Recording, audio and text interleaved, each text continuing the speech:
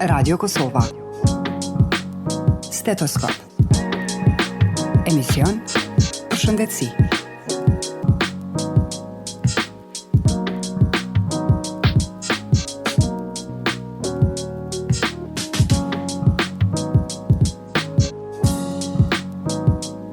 Të ndëruar dëgjues të emisionit Stetoskop, mysafiri emisionet të sotëm është doktor Mentor Deda, specialist i gastroenterologjisë, me të cilin do të flasim për Helicobacter pylorin, e cila është një bakterie që zakonisht gjen srahim në stomak. Në bazë të statistikave, kjo bakteri është e pranishme pothuajse në 50% të njerëzve në botë. Burimi i infekcionit janë uji i ndotur, ushqimi dhe transmetimi i infekcionit drejt për drejt nga një person i infektuar tek tjetri.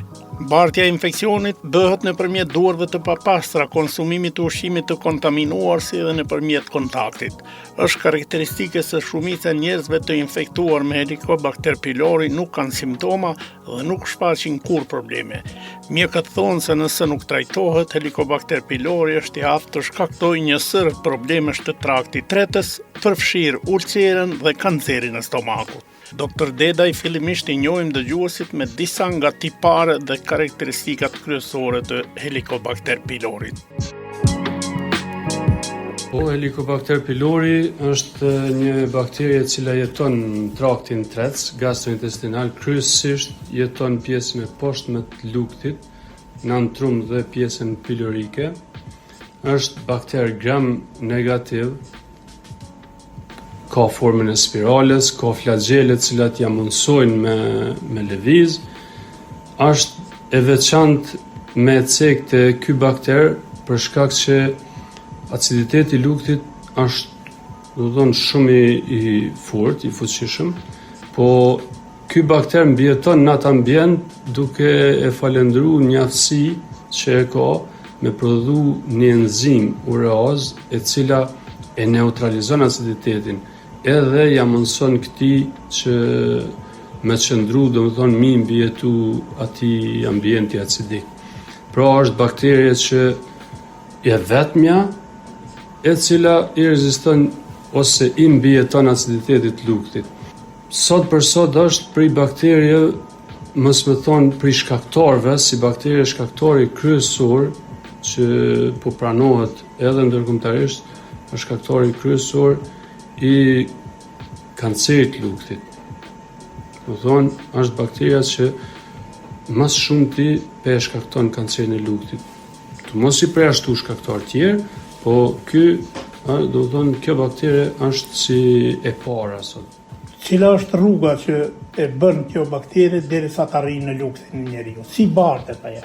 Po, kjo bakterie ka disa mënyra të bartjes, zakonisht fitohet në fëmijërinë e hershme, moshat e vogla, 0 deri në 5 ose 10 vjeç, prej nanës të fëmija, zakonisht gjatë ushqyerjes.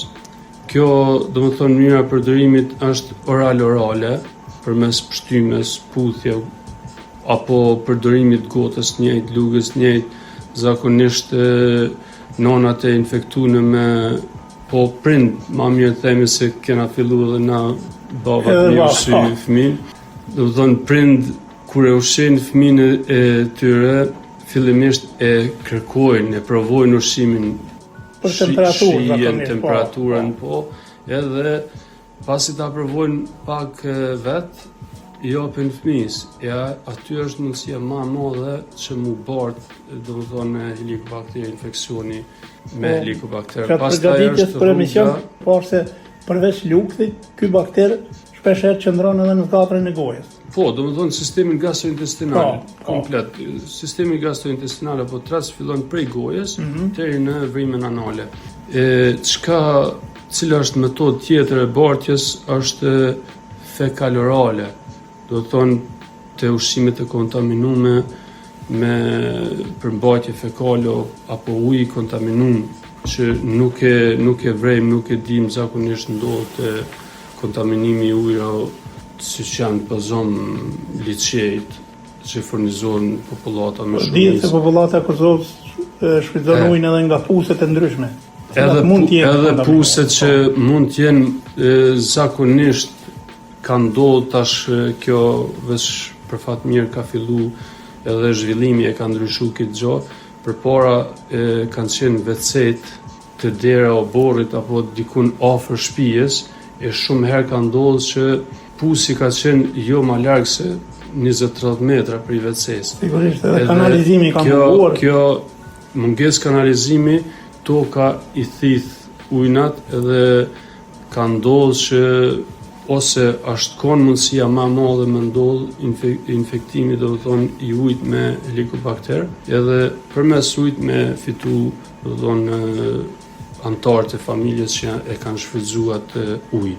Tjetër është higjiena e dobët, do të thonë ushqyerja pa pastru durt, ushqyerja pa i pastru ushqimet, sallatat e gjona tjera, mënyra tjetër do të thonë jetesa në bashkësi, familjet mëdhaja, bartja prej antarit familjes, kjo mundet me ndodh bartja edhe përmes, për shembull, në për restorane, ndodh që kuzhinieri me qenë i infektuar me helikobakter, nuk diagnostikohet, edhe i ka shejat e helikobakterit, ai gjatë përgatitjes sallata, ushqime dhe gjona me durt të pa pastrume, mundet me bërë do të thonë të klientat e tij. Doktor, ju thatë se 1% bukur e lartë të qytetarëve është e prekur nga ky helikobakter. A ka raste për shembull kur një persone ka helikobakterin në lugthin e tij, mirë po ai nuk shfaq asnjë simptom dhe nuk din se është i prekur nga kjo? Po, siç e theka, do të thonë helikobakteri fitohet në moshat të hershme zakonisht. Po mund të jetoj kohë gjatë në organizmin tonë pa dhënë simptome. Do të thonë pa na dhënë asnjë shenjë klinike. Incidenca apo shpeshtësia e përhapjes këtij bakteri në botë edhe te na, do të thonë ka statistika të sakta që në vendet e zhvilluara incidenca apo përqindja e përhapjes këtij bakteri është rreth 20-40%. Do të thonë vendet perëndimore në SBA këto. Kurse në vendet në zhvillim shkon deri në 60%. 50-60% infeksioni me këtë. Ku jemi ne, Kosova? Ne si vend nuk kena, do të thonë, statistika të fundit të sakta, por në bazë të praktikës përditshme dhe është një dakordim, një parapëlqim me thonë i kolegëve gastroenterologë që incidencat e na është 60-80%, do të thonë është shumë e lartë, se kena raste të shpeshta çdo ditë në praktikën tonë të punës, mos me thonë çdo i treti vjen me helikobakter. Edhe kjo është goxha shqetësuese, është edhe për habi, se jemi vend në zhvillim, po për kohë të shkurtë edhe kena mri një zhvillim bajagit të mirë, edhe nivelin e higjienës e gjitha tjerat, e me qenë kjo përqindje kaq e lartë e të infektuar me helikobakter është e habitshme. Zakonisht në çfarë faze vinë qytetarët që kërkojnë ndihmën e gastroenterologut apo presin që derisa gjendja e tyre të përkeqësohet? Janë dy llojet e pacientëve. Siç e dim, praktik e hershme ka qenë mu përdor soda bukës. Edhe kanë dje dhimbje pas ushqimit, djegësim, lukt, fryrje, diskomfort, urdhë, djegësim drasës gjoksit. Pacienti edhe çka ka bo, i ka thonë dikush më shumë që me marë sodë bikarboni apo sodë buke që si njihet në popullat. Edhe kështu i kanë fshe simptoma, do të thonë e kanë fshe problemin, nuk e kanë kërku shkaktarin që mu trajtu edhe mu eradiku mu shkatru, po e kanë fshe simptome. Do të thonë, ka simptoma dispeptike, i thejmë na, për shkak me shumë gjast helikobakterit, po jo vetëm, edhe i mbulojmë ato simptoma me sodë bikarboni, okej, ma kaloj mirë jam. A shkakton dëmën? A helikobakteri fillon, jo, soda bikarbonit e neutralizon aciditetin, aty për aty, për që thonë, i zbut simptomet, po nuk e trajton problemin. Do të thonë veç e fsheh problemin edhe problemi fillon të keqësohet. Këto janë ato sa i përket. E simptomat tjera që na vinë me domosdo, që s'mundën mi të kalu me forma simptomatike, do të thonë me sod bikarboni, me shku vetë me morë pantoprazolin, pa e testu helikobakterin, janë ato ku me pa tjetër vinë në kontrol pacientët për shkak se kanë dhimbje tepër të forta mas ushqimit apo 2-3 orë mas ushqimit. Janë dhimbje pa dërueshme. Fillojnë vjelljet. Do thonë ka pacienti vjellje vazhdueshme. Pastaj jashtësitja vjen me ngjyrë të zezë, katram, për shkak se kena gjakderdhje prej ulçerës luktit apo zorës dumet gishtore që e ka shkaktuar helikobakteri. Edhe pacienti del gjak, hub gjak, domethënë vjen anemi, po, edhe një lodhje të madhe. Atëherë detyrohet me ardhmë patjetër. Do thonë këto janë ato ose të rasti tjetër ku ulçera, do të thonë për gjakderdhjes ulçerës, na ndodh që vjell gjak pacienti. Përveç se del nevojë të madhe gjakzi, edhe vjell gjak hematemez. Jashtësitja e zezë na e quajmë melen, kurse vjellja me gjak është hematemez. Do të thonë kur i ka këto simptome vjen me patjetër. Është një pjesë e konsiderueshme pacientët që janë vetë disu, tash edhe po lexojnë vetë, duke ju falendëruar teknologjisë edhe informative, inteligjencë artificiale, po lexojnë edhe në moment që i vrejnë këto simptoma, fryrje, dhimbje, djegësim, gogësimat, shpeshta, gazna të shtume, vinë. Do të thonë konsult, e marrim mendimin ton, japim rekomandimet tona, kërkojmë ekzaminimet e nevojshme për me pa a ka të bëjë me helikobakter apo çka është në pyetje që ja ka jap. Kur jemi te ekzaminimet, çfarë ulëmtimesh duhet bërë për të konstatuar se një person ka helikobakter pylori? Gjoja por është anamneza. Me anamnezë kuptojmë pyetësor. Do të thonë na fillojmë e pyesim pacientin prej kur i ki këto probleme. Do të thonë çfarë ankesa ki. Kur e përmbyllim anamnezën, atëherë kërkojmë testet. Testet më të shpeshta që i kërkojmë janë helikobakterin në feces. Kërkohet edhe në gjak, po kjo më shumë për me pa që a e ka kalu, do të thonë helikobakterin pacienti ose a e ka pas më përpara, ko më gjatë, par një viti, eventualisht 2 vite, është urea breath testi apo testi me frym, ku pacienti e pin atë ilaçin edhe do të thonë përmes frymës na japet rezultati që a kena prezent helikobakterin ajo përmes ureazës, edhe testi më i saktë është futemi me kamerë, gastroskop. Përmes kësaj e shohim komplet mukozën e traktit sipërm gastrointestinal. Nëse shohim që ndryshimet mukozë na çojnë drejt mendimit që mund të jetë prezent helikobakteri, marrim sipas Sydney kritereve, marrim biopsi në 5 vende, do të thonë në lugë. Është pjesa e antrumit ku i marrim 2 biopsi, incisura e luktit edhe në trupin e luktit i marrim 2 tjerë, do të thonë gjithsej 5 e sipër. Edhe e dërgojmë materialin në histopatologji për me vërtetu a kena të bëjmë me helikobakter. Nëse na del, do të thonë helikobakteri pozitiv, cilëndo për këtyne metodave egzaminuese, si analiza me feces, urea breath testi, analiza me frym apo me biopsi, atë janë protokollet me të cilat e trajtojmë helikobakterin. Do të flasim për trajtimin. A shfaq simptomat e njëjta si tek të rriturit, po ashtu edhe te fëmijët apo jo? Pak a shumë simptomat janë njëjta, mirë po të fëmijët zakonisht paraqet simptoma më rrallë. Janë shumë më të rralla simptomat e fëmijët. Por edhe te ata, për shembull vjen prindi, zakonisht fëmijët i trajton pediatri, gastroenterolog, jo internisti gastroenterolog, po në komunikim me kolegë, bashkëbisedim, na tregojnë që prindje dërgon fëmijën te pediatri gastroenterolog, thotë nuk po më han fëmia. Do të thonë i ka hup apetiti diçka krejt, s'po ka shije, vazhdimisht gogson.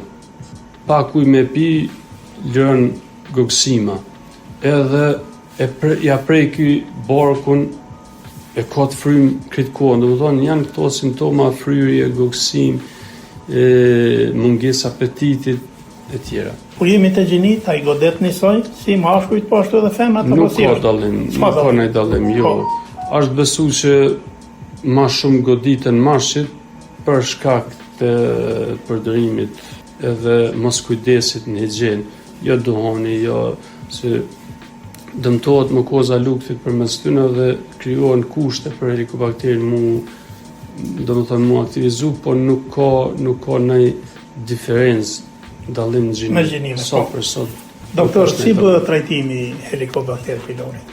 Helikobakter pylori sot kanë fillu disa protokolle të reja për dallim me protokollet klasike që kanë qenë.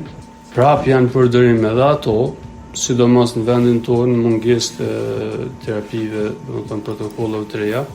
Terapia klasike, triple terapi që e quajmë ne, ka qenë mbetet tek vendi jonë, do të thonë një inhibitor i pompës proteinike apo PPI shkurt që e quajmë, dhe kombinim i 2 antibiotikëve, amoxicillin dhe klaritromicin. Te rastet ku pacienti, do të thonë, është rezistent bakteri ndaj klaritromicinës, mund të zëvendësohet me levofloxacin apo me metronidazol, varësisht. Kjo terapi shkon 10 deri në 14 ditë, kërkoj falje, japet 2 herë në ditë pas ushqimit çdo 12 orë, edhe suksesi është, do të thonë, me një përqindje begit të lartë, edhe me këtë metodë klasike shkon të 90% e shërimit. Sot first line terapi, do të thonë terapia e parë në vendet në zhvillim, vendet e zhvillimit në Evropë, Amerikë, Japoni, Kinë, këto përdor terapia kuadrterapi, do të thonë ku është në kombinim edhe bismuthi. Do të thonë kena një PPI apo inhibitor të pompës, bismuth, edhe 2 antibiotik, metronidazol, tetraciklin. Do të thonë kuadrterapi me 4 ilaçe. Kjo zakonisht japet 10 ditë deri në 14 ditë, po mjafton edhe 10 ditë, varësisht për dozës së ilaçeve.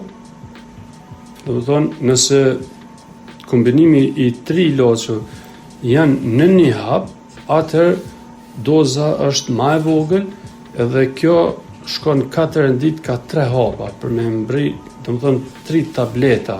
Do të thonë 4 ditë ka 3 tableta, edhe mbrihet doza ditore nevojshme për shkatrim apo eradikim të helikobakterit.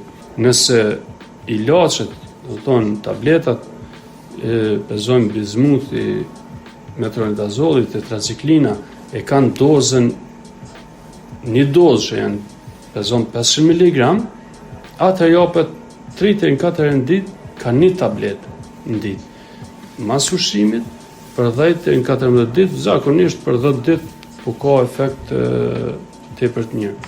Ma e reja sot që po përdoret si terapi në Shtetet e Bashkuara, Japoni, Kinë, po edhe Korea e Jugut e përdor, është terapia me vonoprazon plus amoxicillin. Do të thonë veç double terapi, jo me 3 ilaçe as me 4, po vetëm me 2.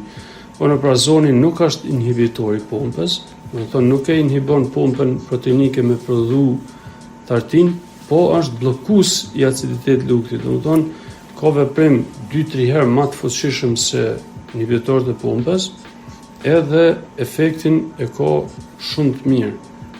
Në kontinentin tonë nuk ka fillu, të paktën sipas informatave që i posedoj, nuk ka fillu ende si trajtim, si ilaç, domethënë nuk ka ardhur, por në vendet ku po çiceka që po trajtohen, domethënë po eradikohet helikobakteri me këto, rezultatet janë mbi 90-95%. Sigurisht se besoj edhe në vendin tonë të arrijë nga se në fillim zakonisht terapitë e reja janë pak më të shtrenjta. Kushtojnë. Sidomos kjo me bizmut është pilera emri në treg që ekziston në vendet e zhvilluara në Evropë. Kam dëgjuar që edhe Maqedonia e ka sjell, Slovenia, këto vendet po si po, dikun mbi 80 euro kushton një paketim, që është kosto bëjë lartë për standardin tonë, por kur e shikon aspektin tjetër, thuaj se aty del çmimi për shkak se nëse përdorim terapi me 2 antibiotik edhe 1 inhibitor të pompës, do të thonë për 14 ditë gati si po del çmimi të tesh edhe me këto forma klasike. Kjo terapi a ka efekt ansor apo jo? Çdo terapi ka efektin ansor përveç efektit pozitiv, që në këtë rast na nevojitet për me shkatru bakterin, ka dhe efekt ansore. Ka raste jo të ralla, sidomos moshat në bigja dhe të vjeçare, që nuk po e tolerojnë terapin klasike, po kanë lodhje tepër të mëdha, mundim, vjellje, barkçitje, do të thonë këto janë ato. Dhe si veprohet në raste të tilla? Në raste të tilla duhet ndërprehet terapia për shkak që domet pe mundin, do të thonë qëllimin pozitiv. Ka alternativë? Alternativa është me vazhdu vetëm me inhibitor të pompës edhe me antacide. Është edhe një sukralfat që themi na epitelizuesi mukozës luktit, po kjo është me shëru mukozën luktit, jo me shkatru helikobakterin, se shkatrimin e helikobakterit e bojnë vetëm antibiotik. Efekt ansore ka, mirë po të rastet ku do të thonë nuk janë shumë shprehne përveç një arsitje, ma e shpeshtë apo barkçitje, që thot populli, aty rekomandojmë sigurisht edhe probiotik apo simbiotik që i ka edhe probiotik për me rregullu florën bakteriale, sepse bakteret e dëmtojnë florën bakteriale të zorëve, ato bakteret e mira që i kenë në organizëm, i dëmtojnë. Rrjedhimisht fillon një diare, një barkçitje, ma të disa raste jo shumë e shprehne, po kemi rastet që mbi 3-4 herë në ditë edhe janë barkçitjet edhe të ujshme. Aty duhet mu kompenzu, domethënë, me probiotik për mu rregullu flora bakteriale e zorëve edhe mu ndalë jashtësitjet. Doktora, ka raste të shpeshta kur edhe pse është trajtuar nga helikobakteri, pas një kohë kemi prap paraqitjen e këtij. Pas eradikimit suksesshëm të helikobakter pylorit, rastet e rikthimit janë jo të shpeshta, janë matralla, mos më thonë shumë matralla te personi njëjtë, por mund ndodh ri-infektimi për shkak të mungesës higjienike, do të thonë nuk ka kujdes pacienti apo personi do thotë vazhdon të njëjtin avaz, që është ka vepruar. Vazhdon avazin e njëjtë ose është mundësia tjetër ku mund ta rimerr përmes anëtarëve të familjes. Jo për shkak mos kujdesit të tij, po përmes anëtarëve të familjes. Në çfarë forme? Për shembull ushqet me lugën e njëjtë, ose pin ujin me gotën e njëjtë, ose në pjatën e njëjtë. Edhe kjo është mënyra. A të thotë kjo se një person kur e ka helikobakterin duhen edhe antar tjerë familjes të testohen që dihet a janë prekur edhe ata? Është e rekomandueshme. Pëzom, nëse unë si njëri prej antarëve të familjes jam pozitiv me helikobakter, atëherë preferohet që edhe bashkëshortja apo antarët prind, nëse jetoj edhe me prind, ose me vlla e kunat, preferohet që edhe ata mu testu, edhe nëse nuk kanë simptoma. Se ndodhë që mës me pas simptoma, si që i ka në fillim, mës me pas simptoma, po me qenë prezent. Helikobakteri që ai fitohet në fëmijë të hershme, edhe mund të jetoj gjatë pa japë simptoma. Nëse më lejohet me cek, do të thonë, dëmet që mund të më shkaktu Helicobacteri, komplikimet, besoj që ja vlen për dëgjuesit, për shkak që Helicobacteri, si thash, është prej shkaktarëve kryesor sot me thonë i kancerit luktit. Çka shkakton ai në lukt? Fillimisht e jep një iritim apo pezmatim, gastrit, inflamacion mukozës luktit. Pastaj, nëse nuk trajtohet, fillon me jap erozione apo grithje të mukozës luktit, varr, leta. Gradualisht, nëse prapi i mbulojmë simptomat, ai vazhdon me shkaktu dëmin edhe më të madh, që janë ulçerat. Që i ndojmë ulçera gastrike dhe duodenale. Nëse prap nuk i trajtojmë, ato ulçera munden me penetru ose me përfëru. Çka kuptojmë me penetrim? Me dëpërtu në organe tjera ose me shpërthy krejt, do të thonë me pëlqit edhe me jap gjakderdhje profuze, gjakderdhje të mëdha, të cilat e rrezikojnë jetën e pacientit. Në raste ku nuk ulçera nuk gjakos, po është prezente dhe nuk shërohet, është kronike, e shkaktuar prej Helicobacter pylorit, atëherë paraqitet rreziku me na ndodh ndryshimit qeliza, do të thonë me kalu në metaplazi. Pastaj hapi i arshëm i dëmtimit është displazia e gradës lartë, kështu me radhë vjen deri te kanceri i luktit. Doktor, kemi hyrë minutat e fundit të emisionit. Zakonisht në fund flasim për preventiven. A ka mundësi që të prevenohet paraqitja e Helicobacterit? Helicobacteri si preventiv janë çdo kushtet higjienike.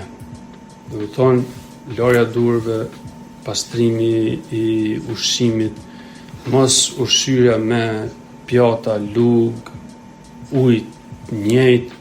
Do të thonë, kjo është mënyra që mund me parandalu. Po diçka konkrete, terapi parandaluese nuk ka. Për shkak që e thash më herët, mirët në fëmijë të hershme.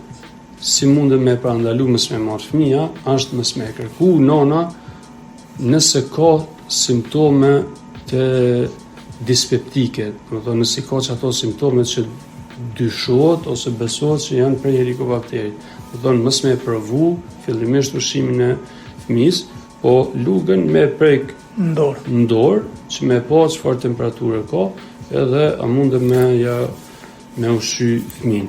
Doktor, nëse nuk keni asgjë për të shtuar, unë ju falenderoj shumë që ishit pjesë e emisionit Stetoskop. Faleminderit edhe juve për ftesën, ishte kënaqësi. Shëndet gjithë pacientëve, dëgjuesve, edhe mos t'i neglizhojnë asnjërin prej simptomave që i përmendëm. Të nderuar dëgjues, me kaq që kemi përfunduar emisionin. Sot faleminderit për vëmendje dhe vazhdoni të qëndroni edhe me tutje në valë të programit.